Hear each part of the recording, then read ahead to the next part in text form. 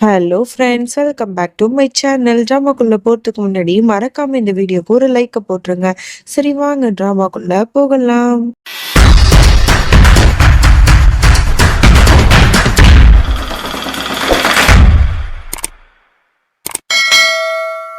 Starting சீன்ல நம்மளோட கங்காவ தான் காட்டுறாங்க. அவளுக்கு புகைனாலே ஒத்துருக்காது. அதனால அவளுக்கு மூச்சு திணறல் ஏற்பட்டிருக்கும். உடனே சாகர் வந்து அவளுக்கு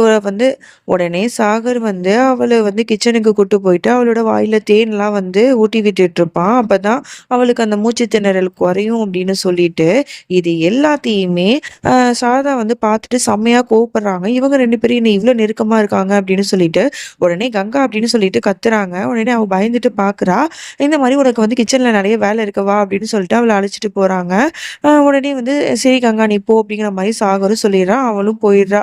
அதுக்கப்புறம் இங்க ரூம்ல தான் காட்டுறாங்க. ஷாதா சில வேலை அவளுக்கு குடுத்துருப்பாங்க போல. அத அவ பண்ணிட்டு இருக்கும்போது, அவளோட கையில கிழிச்சிடுது. உடனே பிளட்டா வருது. உடனே "அம்மா" அப்படின்னு சொல்லிட்டு அவ கத்துன உடனே ஷாரதா "என்ன பண்ணிட்டு இருக்க நீ? எதுக்கு இப்படி பண்ண? உன் கையில அடிபட்டுடுச்சு பாரு" அப்படின்னு சொல்லிட்டு ஒரு தாய் மாரி பதர்றாங்க. உடனே இத பார்க்குற நம்ம கங்காவுக்குமே ரொம்ப சந்தோஷமா இருக்கு. அவ பழைய விஷயத்தெல்லாம் நெனச்சு பார்க்குறா. இவங்க இவ மேல சின்ன வயசுல ரொம்பவே பாசமா தான் இருந்திருப்பாங்க. பெரியவளா ஆனதுக்கு அப்புறம் தான் இந்த மாரி வெறுப்பெல்லாம் காட்டுவாங்க. உடனே அவளுக்கு ஃபர்ஸ்ட் எய்ட்லாம் பண்ணிட்டு இருக்காங்க. அப்ப கரெக்ட்டா அந்த இடத்துக்கு சாகர் வந்துடுறான். "என்னாச்சு?" அப்படின்னு கேட்ட உடனே, இந்த மாரி கங்கா கையில அடிபட்டுடுச்சுன்னு சொன்ன உடனே அவங்கள தள்ளி விட்டுட்டு கங்கா கைக்கு இவன் மருந்து போட்டுட்டு இருக்கான். "கங்கா உனக்கு எதுவும் ஆகலைல்ல? எதுக்கு இப்படி இருக்க கேர்லெஸ்ஸா?" அப்படிங்கிற மாரிலாம் சொல்லி இதெல்லாம் பார்க்கும்போது ஷாதாக்கு ரொம்பவே கோவம் வருது. இவன் என்ன இவ்ளோ கேரிங்கா இருக்கானே! அப்படின்னு சொல்லிட்டு பார்த்துட்டு இருக்கா. அப்பதான் கங்கா பக்கத்துல இருக்கிற வளையல பார்க்குறா. அந்த வளையல் ரொம்பவே அழகா இருக்கு. "ஆன்ட்டி இந்த வளையல் ரொம்பவே அழகா இருக்கு. இத இந்த வீட்டுக்கு வரப்போற மருமகளுக்காக வச்சிருக்கீங்களா?" அப்படின்னு கேட்க, "ஆமா. நான் சாகரோட மனைவிக்காக தான் வச்சிருக்கேன்." அப்படிங்கிற மாரி சொன்ன உடனே இவளுக்கு ரொம்ப சந்தோஷமா இருக்கு. அப்ப இது எனக்கு தானாங்கிற மாரி நம்ம கங்கா மனசுலயே நெனச்சுக்கிறா. அப்ப சாகர் டக்குன்னு அந்த வளையல வாங்கி, "என்னம்மா சொல்றீங்க? இந்த வளையல் என்னோட வருங்கால மனைவிக்கா? பரவாயில்லையேம்மா, உங்க டேஸ்ட் வேற லெவலா இருக்கு. இந்த வளையல் பார்க்கவே நல்லா இருக்கு. என்னோட மனைவி இந்த வீட்டுக்கு வரதுக்கு முன்னாடியே அவ மேல இவ்ளோ பாசம் வச்சிருக்கீங்களா நீங்க?" அப்படிங்கிற மாரிலாம் பேசிட்டு இருக்கான். உடனே சாரதா சொல்றாங்க, "இருக்காதா பின்ன? அவ இந்த வீட்டு மகாலட்சுமி. அவளுக்காக இது கூட செய்யலைன்னா எப்படி?" அப்படிங்கிற மாரிலாம் சொல்ல, உடனே சாகர் சொல்றான், "அப்பனா என்னோட மனைவிய நான் தான் தேர்ந்தெடுப்பேன்." அப்படிங்கிற மாரி சொல்லிட்டு இருக்கான். உடனே அவங்க சொல்றாங்க, "அது மட்டும் இல்ல, நீ மட்டும் தேர்ந்தெடுக்க கூடாது. நான் தான் உன்னோட வருங்கால பொண்டாட்டிய செலக்ட் பண்ணுவேன்." அப்படிங்கிற மாரிலாம் இங்க சொல்லிட்டு இருக்கும்போது, அப்பதான் சாகர் சொல்றான், ஓகேம்மா, என்னோட மனைவி வரதுக்குலாம் ரொம்ப காலம் இருக்கு, நேரம் இருக்கு. அதெல்லாம் அப்புறம்லாம் பார்த்துக்கலாம். அதுக்கு முன்னாடி இந்த 2 வளையல்ல ஒரு வளையல என்னோட பெஸ்ட் ஃப்ரெண்ட் கங்காக்கு குடுக்குறேன். கங்கா இத எடுத்துக்க. இது உனக்கு தான்." அப்படிங்கிற மாரி சொல்றான். இத கேட்ட உடனேயே கங்காக்கு அவ்ளோ சந்தோஷமா இருக்கு. உடனே சாரதா திட்டுறாங்க, "என்ன சாகர் பண்ணிட்டு இருக்க? இப்படிலாம் பண்ணக்கூடாது. அவ விதவன்னு தெரியும்ல. அவளுக்கு இந்த மாரி நகைகள்லாம் குடுக்கக்கூடாது. அது பெரிய பாவம். நீ இப்படிலாம் பண்ணாத. அது வளையல என்ட்ட குடு." அப்படிங்கிற மாரி கேட்க, அவன் தரமாட்டேன் அப்படின்னு சொல்லிட்டு அவங்க கிட்ட விளையாண்டுட்டு இருக்கான். அப்பதான் சாரதா சொல்றாங்க, "கங்கா நான் தான் உனக்கு ஒரு வேலை குடுத்தேனே, அத போய் பண்ணுமா போம்மா" அப்படின்னு சொல்லிட்டு அவள அனுப்பி வச்சுடுறாங்க. அதோட கங்காவும் அங்கேருந்து போயிடுறாளா. உடனே சாகர் சொல்லிட்டு இருக்கான், "அம்மா இது நாட் ஃபேர். என்னோட வருங்கால மனைவிய நான் தானே செலக்ட் பண்ணணும். நீங்க என்ன நீங்க செலக்ட் பண்ண பொண்ண தான் நான் கல்யாணம் பண்ணணுமா?" அப்படிங்கிற மாரிலாம் சொல்ல, "ஆமாப்பா அப்படிதான் பண்ணணும். இதானே நம்ம கலாச்சாரம்." அப்படிங்கிற மாரிலாம் சொல்லிட்டு இருக்காங்க. இங்க அப்படியே நம்ம கங்கா நடந்து போயிட்டு இருக்கா. அப்ப பார்த்தா சாகர் டக்குன்னு அவள அப்படியே இறுக்கி ஹக் பண்ணிக்கிறான். டக்குன்னு அவ கையில அந்த வளையல போட்டுவிட்டு அவகிட்ட நெருக்கமா அவள கிஸ் பண்றதுக்கு வரான். உடனே அவ வெட்கப்பட்டு இவன தள்ளி விட்டுட்டு ஓடுறா. இவனும் பின்னாடியே ஓடுறான். என்னடா நடக்குது இங்க அப்படிங்கிற மாரி தான் இருக்கு. அதுக்கப்புறம் பார்த்தா டக்குன்னு அவளோட புடவையோட முந்தானிய புடிச்சுக்கிட்டு அவள அப்படியே பின்னாடி இழுக்குறான். அப்படியே அந்த புடவைய சுத்தி அவள அப்படியே மறுபடியும் கிஸ் பண்ண வரான். அவ அப்படியே கண்ண மூடுறா. அப்பதான் என்னன்னு காட்டுறாங்க. இது எல்லாமே கனவு. கங்கா கங்கான்னு இங்க கூப்பிட்டுட்டு இருக்காங்க. அப்ப இங்க சாகர் "கங்கா உன்னை எவ்வளவு நேரம் அம்மா கூப்பிட்டுட்டு இருக்காங்க. என்ன பண்ணிட்டு இருக்க?" அப்படின்னு கேட்டா, அப்பதான் இவளுக்கே புரியுது. ஐயோ! நம்ம இவ்வளவு நேரம் கனவா கண்டோம் அப்படின்னு சொல்லிட்டு, சரின்னு சொல்லிட்டு அவளும் சிரிச்சுட்டு அந்த இடத்த விட்டு போயிடுவா. அதோட இங்க சாகர் என்ன பண்றான், பல்பு மாட்டிட்டு இருக்கானா, அப்ப கரெக்ட்டா கங்கா கிராஸ் பண்ணி போறா. டக்குன்னு இவன் ரொம்ப சிரமப்பட்டு பல்பு மாட்டிட்டு இருக்கத பார்த்துட்டு கிண்டல் பண்றா. "என்ன சாகர், லண்டன்ல போய் படிச்சுட்டு வந்திருக்க. ஒரு சின்ன பல்பு மாட்டுற வேலை கூட உனக்கு சரியா தெரியலையே."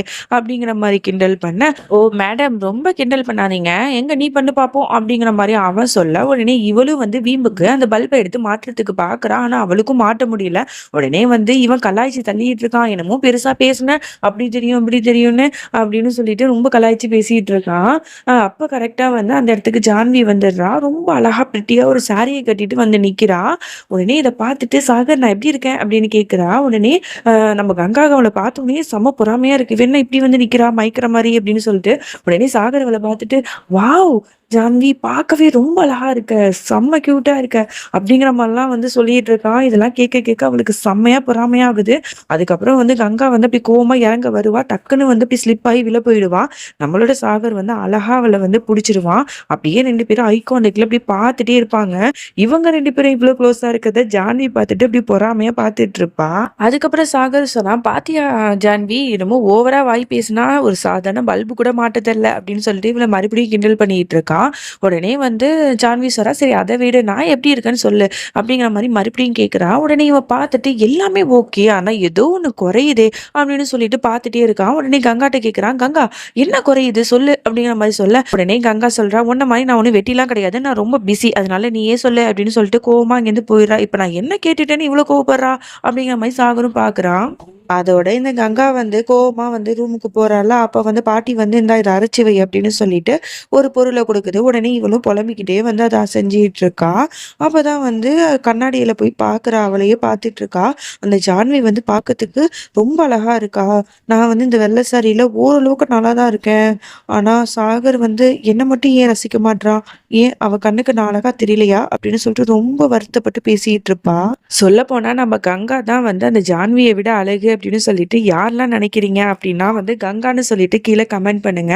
ஏன்னா இந்த வெள்ளை சாரியிலேயே நம்ம கங்கா அவ்ளோ அழகா இருக்கா. ஒருவேளை கலர் சாரிலாம் கட்டினா எவ்ளோ அழகா இருப்பா. அப்படியே ஏஞ்சல் மாரியே தான் இருப்பா கண்டிப்பா. அதுக்கப்புறம் இங்க வந்து சாந்தாவையும் அவங்க ஹஸ்பண்டையும் தான் காட்டுறாங்க. 2 பேரும் ரொமான்டிக்கா பேசிட்டு இருக்காங்க. அப்ப கரெக்ட்டா அந்த இடத்துக்கு ஜான்வி வந்துடுறா. அப்ப வெட்கப்பட்டுட்டு அங்கிள் போயிடுறாரு. அப்ப இவ வந்து காட்டுறா, "ஆன்டி சாரி எப்படி இருக்கு?" அப்படின்னு சொல்லிட்டு. உடனே வந்து சாரதா அப்படியே புகழ்றா. "ஐயோ! அவ்ளோ அழகா இருக்கம்மா. அப்படியே மகாலட்சுமி மாரியே இருக்க. ரொம்ப கியூட்டா இருக்க." அப்படிங்கிற மாரிலாம் சொல்லிட்டு இருக்கும்போது, அப்பதான் வந்து அந்த வளையல ஜான்வி பார்த்துட்டு, "இந்த வளையல் ரொம்ப அழகா இருக்கே ஆன்டி. யாரோட?" அப்படிங்கிற மாரி கேட்டுட்டு இருக்கா. அப்பதான் வந்து சாரதாக்கு ஞாபகம் வருது. சாகர் வந்து கங்காக்கு வளையல் குடுக்க போனது. உடனே வந்து அவங்க சொல்றாங்க, "இந்த வளையல் வந்து உனக்காக தாம்மா வச்சிருந்தேன். எல்லாமே நல்லா இருக்கு. ஆனா நீ வந்து ஏதோ ஒண்ணு குறையுதுன்னு நினைச்சிட்டே இருந்தேன். இந்த வளையல நீ போட்டீன்னா ரொம்ப அழகா இருக்கும்." அப்படின்னு சொல்லிட்டு அந்த வளையல போட்டு விடுறாங்க. இவளுக்கும் ரொம்பவே சந்தோஷமா இருக்கு. இங்க வந்து அப்படியே கங்காவ காட்டுறாங்க. அவ வந்து புலம்பிக்கிட்டே அந்த வேலைய செஞ்சுட்டு இருக்கா. அவளுக்கு மனசு ஃபுல்லா அ அவங்க 2 பேரு மேலயே தான் இருக்கு. அப்ப வந்து கரெக்ட்டா ஜான்வி வரா. இந்த மாரி பாட்டி அண்ணனுக்கு வந்து இந்த மாரி நிச்சயம் இன்னைக்கு நடக்க போதுல்ல. அதனால எல்லாமே வந்து இந்த மாதிரி வந்து ஆன்டி வந்து குடுத்து விட்டாங்க. எல்லாம் சரியா இருக்கான்னு பாருங்க அப்படின்னு சொல்லும்போது, அவங்களும் பார்த்துட்டு இருக்காங்க. அப்பதான் வந்து நம்மளோட கங்கா கவனிக்கிறா. அவளோட கையில வளையல் இருக்கு அப்படிங்கிறத.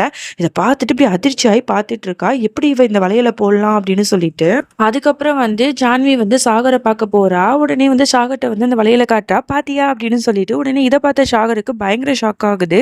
"என்ன நீ இந்த வளையல நீ எப்படி போட்ட?" அப்படிங்கிற மாரி கேட்க, "இது வந்து ஆன்டி தான் எனக்கு குடுத்தாங்க." அப்படிங்கிற மாரி சொன்னோனே அவனுக்கு கோவம் வருது. "இந்த வளையல நீலாம் போடக்கூடாது. இத கழட்டி குடு" அப்படின்னு சொல்லிட்டு கேட்டுட்டு இருக்கான். "ஏன் நான் போடக்கூடாதா?